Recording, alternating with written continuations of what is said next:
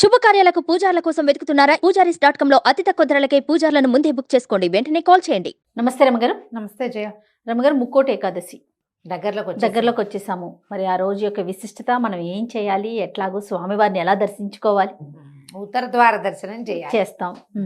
ఈరోజు వైకుంఠ ద్వారాలు తెరిచుంటాయట. ఎవరెవరు స్వామిని ఈ రోజున దేవాలయ దర్శనం చేస్తారు, విష్ణువాలయాలు ఏ విష్ణువాలయాన్ని దర్శించినా కూడా మోక్షం వస్తుంది అని చెప్తారు. అంటే మళ్ళీ కార్తీక పురాణంలో లాగా ప్రశ్నలు ఉంటాయి, అప్పుడే వచ్చేస్తాయా, అలాగే వచ్చేస్తుందా, ఓసారి చూస్తే వచ్చేస్తుందా అని. ఓసారి చూస్తే రాదు, కానీ అవకాశం వస్తుంది. మనం ఒక ఊరు వెళ్ళాలి, బస్సు ఎక్కాలి. అవును, మీ ఇంట్లో ఉంటే బస్సు ఎక్కుతావు, నువ్వు బస్ స్టాండ్కి రావద్దు, రావాలిగా. బస్ బస్ స్టాండ్కి వస్తే 36 బస్సులు ఉంటాయి.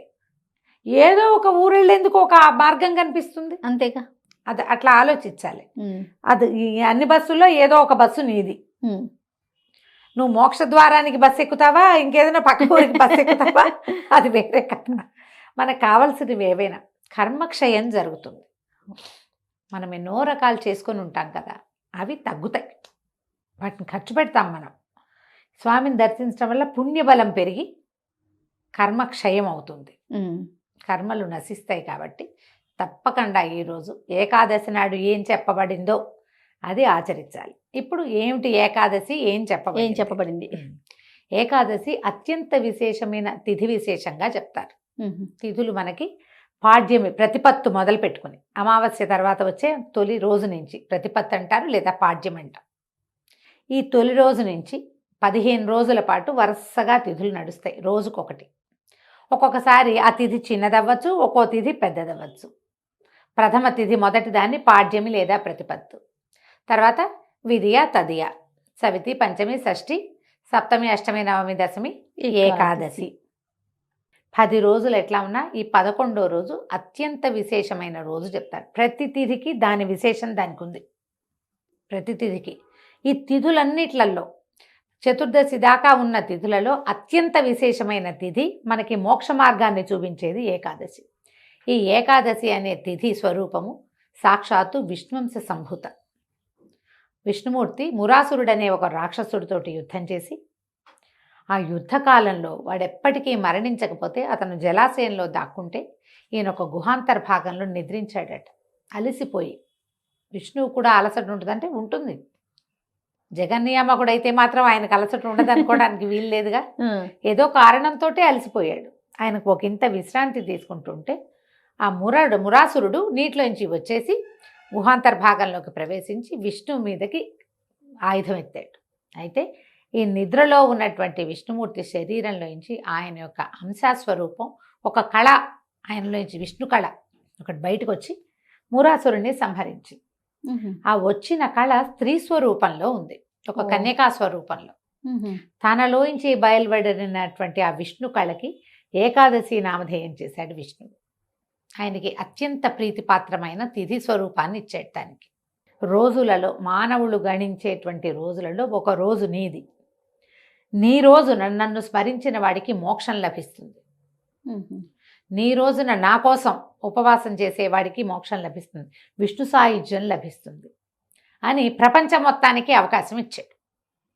ఈ ఏకాదశి నాడు ఉపవాసం చేయటం, పైగా ఈ తప్పించుకున్నటువంటి, మరణించినటువంటి మురాసురుడి యొక్క సహస్రాంశం ఒకటి ధాన్యంలో దాక్కుంది, బియ్యం అని చెప్తారు, అది వరి బియ్యంలో దాక్కున్నాడట. అందుకని ఏకాదశి నాడు ఎవరైతే బియ్యం తింటారో వాళ్ళల్లోకి తామసిక అంశ, ఈ ముర అంటే వాడెవడో ఒక వ్యక్తిగా చెప్పడానికి వీల్లేదు, ఈ రాజసిక తామస గుణాలు, వరిషడ్వర్గాలు మొదలైనటువంటి తామస శక్తులే మురాసురుడు. ఆ తమస్సు బియ్యంలో ఉంటుంది ఈ రోజున. ఇప్పుడు మనం ఎట్లా లెక్క పెట్టాము, చంద్రుడి తాలూకు 10 రోజులు, 11వ రోజు ఇది. చంద్రుడి కళ పెరిగిన 11వ రోజు. ఈ 11వ రోజు మనకి పంటలు పండటానికి కారణమే చంద్రుడు, సూర్యుడే కాదు, చంద్రకళ కూడా.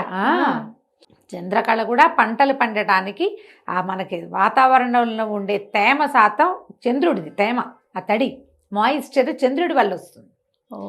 ఇప్పుడు ఈ చంద్రుడి కళలు పెరిగేటప్పుడు ఈ 11వ రోజు నాడు ఆయన వల్ల పుట్టేటువంటి ఈ ధాన్యాన్ని గనక తింటే మందత్వం కలుగుతుంది మానవులకి. బద్ధకం పెరుగుతుంది. అందుకేనా? బద్ధకమే తమస్సు, ఓ నిద్ర అదంతా చీకటి కదా. అందుకని ఈ ఉపవాసం. ఒకరోజు మానేయి అని చెప్తారు. ఒక్కనాడు మనం అన్నం మానేస్తాం, ధాన్య సంబంధమైనవి ఏవి తినము. ఏం తినం, పప్పులు తినకూడదు, ధాన్యం వరెన్నం తినకూడదు, చిరుధాన్యాలు తృణధాన్యాలు నో, ఏమీ లేవు.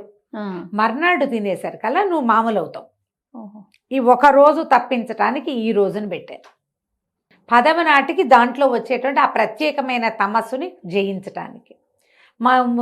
ఈ మన ఏకాదశి నాడు ఏమి తినకండి, ద్వాదశి నాడు అన్నదానం చేస్తాం. మనము తింటాము, ఇతరులకి భోజనం పెడతాం. ఇది మంచిది. ఇదంతా ఒక లెక్క ప్రకారం ఈక్వేషన్ ఏదో డిఫరెంట్ గా లేదు. మనము ఆరోగ్యపరంగా చాలా మంచిది ఫాస్టింగ్ ఉండాలనుకుంటాం, దీని వెనకాల ఆధ్యాత్మికత ఉంది, సైన్స్ ఉంది, సైన్స్ కూడా ఉంది. అందుకని ఉపవాసం ఉండి దీనికి మళ్ళీ ఏకాదశి తాలూకు ముందు భాగమైనటువంటి దశమి నాటి రాత్రి కూడా అన్నభోజనం చేయకూడదు, ఫలహారమే చేయాలి. అదొకటి. ఏకాదశి నాడు 2 పూటలు 3 పూటలు, ద్వాదశి నాడు ఉదయం అన్నం భోజనం చేయటం, అందరికీ పెట్టడం. మళ్ళీ ద్వాదశి నాటి రాత్రి కూడా అన్నం తినకూడదు. మనని ఎన్ని పూటలు మాన్పించారు అన్నము? దశమి, ఏకాదశి 2, ద్వాదశి రాత్రి 4 పూటలు. ప్రతి 15 రోజులకు ఒకసారి 4 పూటలు నో అన్నము. ఇదే కాదు, పౌర్ణమి నాడు అన్నభోజనం లేదు, అమావాస్య నాడు అన్నభోజనం చేయకూడదు. పౌర్ణమి అమావాస్యలని మనం మర్చిపోయాము, ఏకాదశిని మాత్రం కొంచెం పట్టుకున్నాం, వదల్లా. ఇంకా పౌర్ణమి తిథులు, పౌర్ణమిలో దీంట్లో సంక్రమణంలో సూర్య సంక్రమణం ఉంటుంది, అప్పుడు కూడా అన్నం తినకూడదు జయ. అది ఆ నియమం ఉంది. ఉపవాసం సంక్రమణాల్లో కూడా అన్నభోజనం చేయకూడదు. సంక్రమణాలు మెల్లిగా కలియుగ ప్రారంభంలో తగ్గిపోతాయి, అమావాస్యలు పౌర్ణములు మెల్లిగా కాలం ఎక్కేసరికి పోయినాయి. ఇంకా ఏకాదశులు మిగిలిన్న కాలంలోనే, పుణ్యకాలంలోనే ఉన్నాం మనం. మన ముందు నాటికి ఏం చేస్తామో తెలియదు, ఏకాదశి చూసుకోవడం కూడా తెలియదు కదా. కాబట్టి గ్రహించవలసింది ఇది మనకి ఆరోగ్య రీత్యా చాలా మంచిది. అయితే ఈ రోజున వైకుంఠ ద్వారాలు తెరవబడతాయని, స్వామి అందరికీ దర్శనమిస్తాడని, 2 రాక్షసుల కోసం వైకుంఠ ద్వారం తెరవబడింది అని ఒక కథా విశేషం కూడా చెప్తారు. అయితే 3 కోటి దేవతలు స్వామివారిని దర్శించడానికి వచ్చారట, వస్తారు. అప్పుడు ఎప్పుడైతే మనం ఈ వైకుంఠ ద్వార దర్శనం, దేవాలయాల్లో కూడా ఉత్తర ద్వార దర్శనం చేయిస్తారు. ఉత్తర ద్వారం మామూలుగా కొన్ని దేవాలయాల్లో కనపడుతుంది, చిన్న చిన్న దేవాలయాల్లో కనపడుతుంది. తిరుమల తిరుపతిలో ఉంది, భద్రాచలంలో ఉన్నది, కొన్ని ప్రత్యేక దేవాలయాల్లో కూడా వైకుంఠ ద్వారం ఉంటుంది. స్వామిని అక్కడ వేంచేపు చేయించి ఆ ద్వార దర్శనం చేయిస్తారు. తిరుమల తిరుపతిలో అయితే 10 రోజుల పాటు వైకుంఠ ద్వార దర్శనం, స్వామిని ఉత్తర ద్వార దర్శనమే చేస్తాం. పైగా ఇది ధనుర్మాస పుణ్యకాలం, ధనుర్మాసము. అవును, ఈ ధనుస్సులో ఇది ఎలా చూడు, ధనుస్సు నుంచి మన మకరం వరకు మధ్య నడిచే మార్గంలో మధ్యలో వచ్చింది, మార్గళిలో, మార్గశీర్షం కదా ఇది. ఈ దారి ఏమిటి? దేవతల తాలూకు తెల్లవారుచాము. ఇది ధనుర్మాసము, దేవతల యొక్క తెల్లవారుచాము. వాళ్ళు లేచేది ఎప్పుడు? పూర్తిగా మకర సంక్రమణానికి, సంక్రమణానికి దగ్గరయ్యే కాలంలోనే మనకి ఇది ఇంచుమించుగా వస్తుంది, అంతే కదా లెక్క. సో ఈ కాలంలో మనం ఏదైనా దేవాలయ దర్శనం, విష్ణువాలయంలో స్వామిని వేంచేపు చేయించబడినటువంటి అర్చామూర్తిని కాకపోయినా మూలవర్లు కాకపోతే ఉత్సవర్లని దర్శనం చేసుకుంటాం కదా. పిచ్చిగా జనం ఉంటారు దేవాలయాల్లో విపరీతంగా, అయినా కూడా ఒక్కసారి దర్శనం చేసుకుని ఈరోజు ఆయనదని జ్ఞప్తి పెట్టుకుని, పైగా ఈ 3 కోటి ఏకాదశి నాడు కనుక ఉపవాసం చేస్తే 3 కోట్ల ఏకాదశులు ఉపవాసం చేసిన ఫలితం లభిస్తుందట. అదొక పాయింట్ చెప్తారు. మనం ఇప్పటిదాకా చేయము, మనకి మంది సంవత్సరం అంతా ఉన్నాయి కదా, నెలకి 2 చొప్పున 24 ఏకాదశులు వస్తాయి మనకి. సంవత్సరం అంతా కలిపి నెలకి 2 కదా, అంతే కదా, 12 రోజులు 24. ఈ ఒక్కటి చేస్తే మిగిలిన 23 సార్లు చేసిన ఫలితం కూడా లభిస్తుంది. ఈసారి శనివారం కూడా 23వ తారీఖు డిసెంబర్ 23 శనివారం నాడు వచ్చింది. శనివారం కూడా కలిసి వస్తే మరింత విశేషం అని చెప్తారు. శనివారం విష్ణు వారంగా చెప్పుకుంటాం కదా, వెంకటేశ్వర స్వామి వారికి శనివారాలే మన ఉపవాసం. అవునవును. ఇప్పుడు ఇలాంటప్పుడు ఉపవాసం ఉండి శివాలయానికి వెళ్ళినా కూడా ఫలితం లభిస్తామా, అందులో ఏ అనుమానము లేదు. ఉత్తర ద్వారంలో స్వామి ప్రత్యేకంగా వేంచేసి ఉంటాడు కాబట్టి వేంచేసి ఉన్న సమయంలో చూడగలిగితే మహత్తరంగా ఉంటుంది.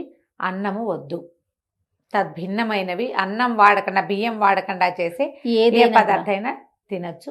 ఫ్రెష్ పళ్ళు తినచ్చు, పాల సంబంధమైనవి తీసుకోవచ్చు. జబ్బుగా ఉన్నవాళ్ళు, అనారోగ్యస్తులు, పెద్దవాళ్ళు, గర్భిణులు, గర్భవతులు, వీళ్ళు ఉండకపోవటమే మంచిది. భగవద్ ధ్యానం చేసుకోండి. ఉపవాసం అంటే భగవంతుని సమీప వసనము, అక్కడ నివసించటము. ఆహారం మానేసే కాదు, మిగతా ఆహారం అవసరమైందని తీసుకున్నా ఈ రోజున దుర్భాషలాడటము, కొట్లాడటము, పోట్లాడటము, అనవసరమైన పనులు చేయటము, ఏవైనా చేయకూడనివి. ఇందులో మన ఏం చెప్తారంటే దాంపత్యంలో పాల్గొనకూడదు, బ్రహ్మచర్యంలో ఉండాలి, అవన్నీ నియమాలు ఉన్నాయి. మనం నియమం పూర్తిగా ఏకాదశి ఉపవాసం ఉంటే ఈ నియమం పాటించడం, లేదా కనీసం ఒక దేవాలయ దర్శనం చేసుకోవటం, విష్ణునామ సంకీర్తన చేసుకోవటం, విష్ణు సహస్రనామాన్ని చదువుకోవటం. ఈరోజు గీతా జయంతి కూడా అని చెప్తారు.